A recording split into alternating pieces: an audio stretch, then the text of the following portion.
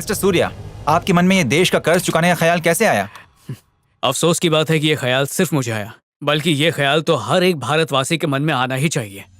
हम भारत माता को अपनी माँ कहते हैं और उसी का कर्ज चुकाने से पीछे हटते जाते हैं। माँ का कर्ज चुकाना तो हर बेटे का फर्ज है। देश का तभी कुछ होगा जब हम सब मिलकर कुछ करेंगे। करप्शन का बहाना बना के हम आंखें मूंद के इस तरह बैठ नहीं सकते। जब ऑनलाइन खाना मंगाने पे 3-4 हजार रुपए खर्च कर सकते हैं तो देश के लिए भी करना चाहिए। रानी, वो नौजवान कितनी सही बात बोल गया। भले ही उधार लेके शराब पीऊं, लेकिन देश को कर्जे में नहीं डूबने दूंगा। चल निकाल 2000 रुपए। ए बेवड़े, ये 2000 तेरे मायके से लेकर आऊं क्या? मेरी मेहनत की कमाई तेरी दारू पे उड़ा दूं क्या? नेताओं की सिक्योरिटी के लिए पैसा चाहिए और तू पैसा बचाने की बात कर रही। चल निकाल 2000 रुपए। मैं खुद बर्बाद हो जाऊंगा पर देश का खजाना भर दूंगा। हम लोगों को सामान उधारी पे देते हैं, ये जानते हुए भी कि पैसा नहीं आएगा। हमें ये उधारी देना बंद करना पड़ेगा, तभी जाके देश का कर्जा उतरेगा। चल जा, अपने तीनों का जो टैक्स बनता है ना, उसे जाके भर के आ।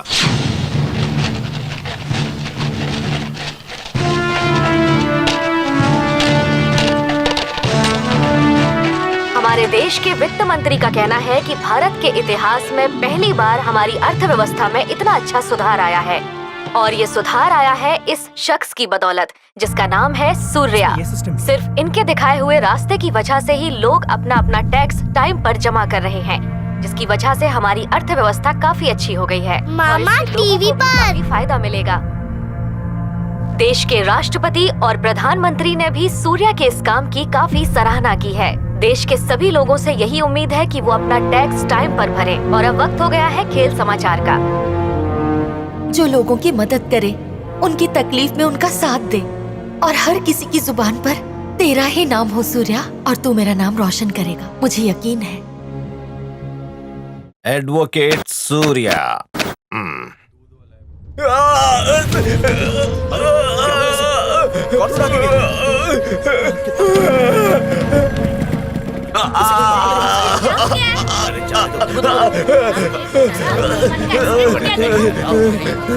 अरे कौन पुलिस के लफड़े में सब खड़े के तमाशा देख रहे हैं।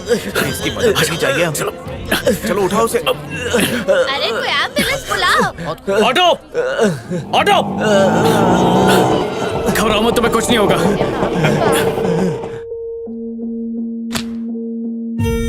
सॉरी सर, खून ज्यादा बह जाने की वजह से उसकी मौत हो गई।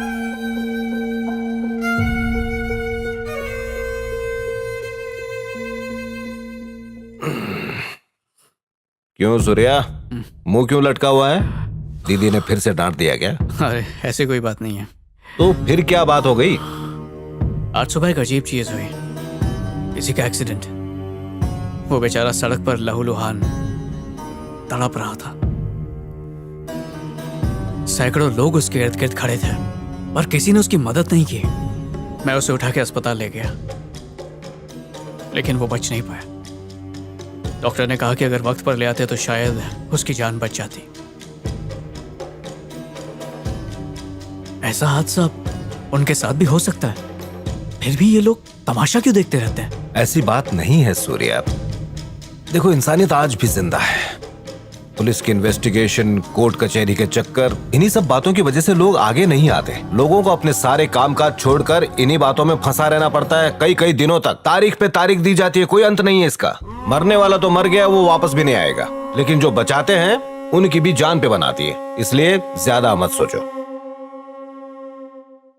सूर्या, देख अब मैं तेरी दीदी को कैसे जलाता हूँ। साले साहब, आपको पता है कल रात को मैंने बहुत ही सुंदर सपना देखा। उसमें मेरे सपने में कैश्वर्या बाई आई थी और वो मुझे खाना खिला रही थी। जीजू नॉटी हो रहे हो? हाँ? सच कल क्या? वो तो रोज ही आती है। अरे अरे, जीजू के सपने में पराई औरत आती है, ये आपको कैसे पता? क्योंकि कभी शेख मच्चन मेरे सपनों में आता है। ठीक है मिलॉर्ड, मैं अपना केस वापस लेता हूं। ये सही है, जीजा जी शेर तो दीदी सवा शेर। मामा आपके सपनों में कौन आता है? रिंकी, मामा के सपनों में एक सुंदर सी परी आती है जिसका नाम प्रिया है ना? दीदी बस करो, शर्म आ रही है। खबर मिली है पुष्पवन फैक्ट्री में मजदूरों को काम से निकाल दिया गया है, इसलिए बहुत सारे मजदूरों ने आत्महत्या कर ली है।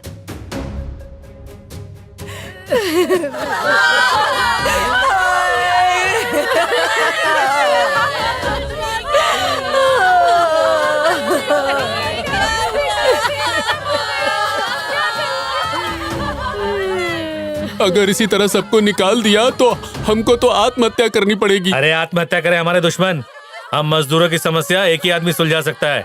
बड़े शहर में शक्ति नाम का एक वकील रहता है, हम जाके उससे मदद लेते हैं, काम हो जाएगा।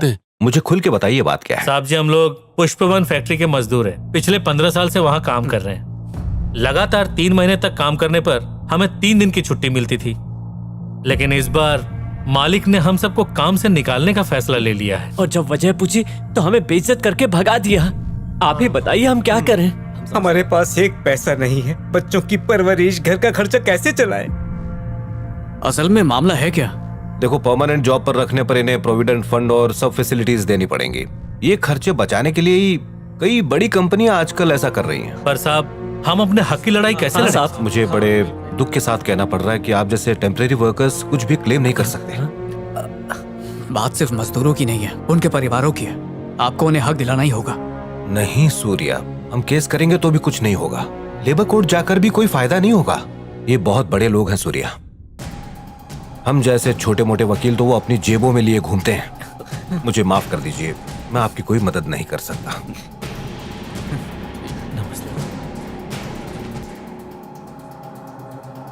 एक सेकंड सुनो, तुम लोग इतने सालों से वहाँ काम कर रहे हो, कभी किसी पेपर पे साइन तो किया होगा या किसी किताब में? हाँ साहब, किया है। अंगूठा लगाकर रोज अपनी हाजिरी गेट पर देते थे। फिर तो वो पगार देने पर भी कहीं ना कहीं साइन करवाते ही होंगे। हाँ साहब, किया था। अगर किसी तरह तुम लोग वो सारे रजिस्टर्स मेरे पास ले आओ तो सिर्फ तुम्हारी नौकरी नहीं, तुम्हारा प्रोविडेंट फंड, ESI, सब कुछ मैं तुम्हें वापस दिला सकता हूँ। ला पाओगे?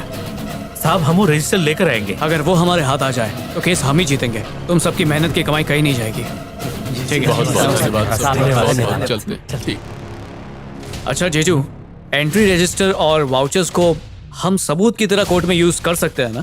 और LLB की बुक नंबर 4 पेज नंबर 287 के हिसाब से वो सेक्शन 21J जो था उसे लगा के केस जीत सकते हैं।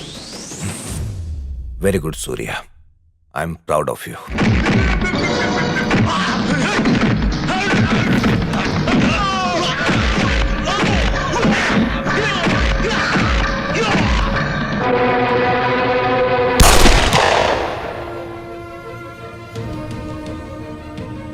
सर, एक बुरी खबर है। अभी अभी फैक्ट्री से फोन आया था। बात क्या है? शक्ति इस शहर का सबसे बड़ा लेबर लॉयर है। वो सिर्फ आपके लिए नहीं बल्कि हम सबके लिए मुसीबत बनेगा। वो सिर्फ एक पॉइंट पे ही बाजी मार लेता है। ऐसे कई केसेस जीत चुका है। मजदूरों ने हमारे खिलाफ सारे सबूत इकट्ठा करके उसे दे दिए।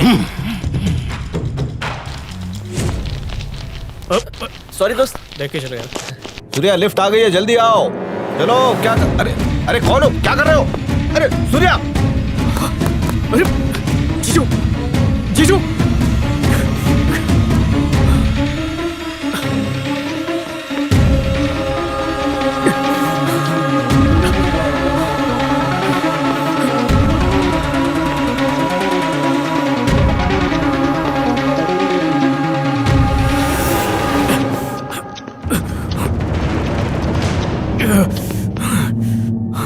मिलके अच्छा लगा।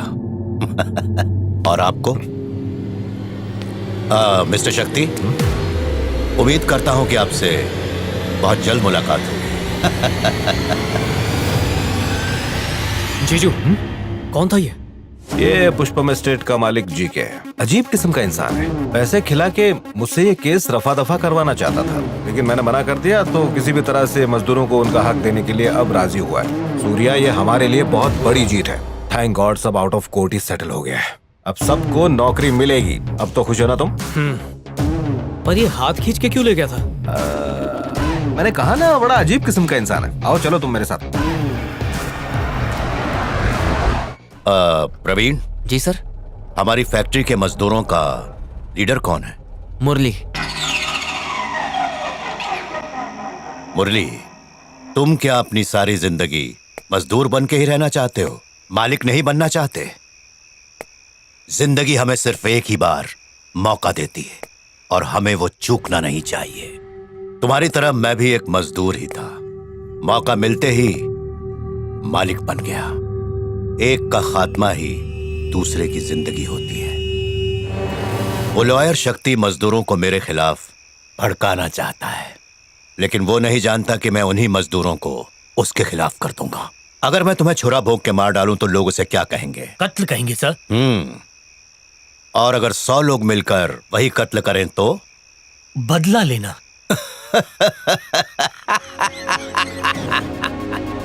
हमारी मांगे पूरी करो, हमारी मांगे पूरी करो, हमारी मांगे पूरी करो, हमारी मांगे पूरी करो। अरे सब खत्म हो गया भाइयों, सब खत्म हो गया, अनर्थ हो गया, हम लुट गए, हमारे साथ धोखा हुआ है भाइयों, हमारे साथ। क्या कह रहे हो? पैसों की लालच में आकर उस वकील ने हमारे जमा किए हुए सबूतों और कागजातों को मालिक के हाथों सौंप कर हमें बर्बाद कर दिया। हमें कहीं का नहीं छोड़ा। अब क्या करेंगे? हम पढ़े लिखे नहीं है, इसका फायदा उठाकर उस वकील ने हमें पूरी तरह से लूट लिया।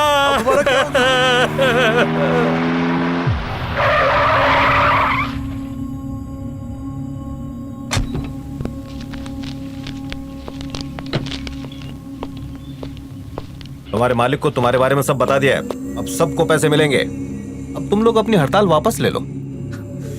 क्या हो गया स्वामी, बात क्या है? क्या हुआ मुरली, तुम भी चुप हो? ऐसा क्या हो गया? धोखा देकर पूछते हो कि क्या हुआ है? क्या बेवकूफों की बातें कर रहे हो तुम? बोलो मत, समझे? हमें मालूम है तुम हमारे मालिक के साथ मिले हुए हो। देखो कुछ भी मत बको। तुमने हमारे साथ धोखा किया है, अंधेरे में रखा हम मेरी लोगों बात को। तो सुनो, ये क्या हो रहा है? क्यों? मारो इसे, मारो।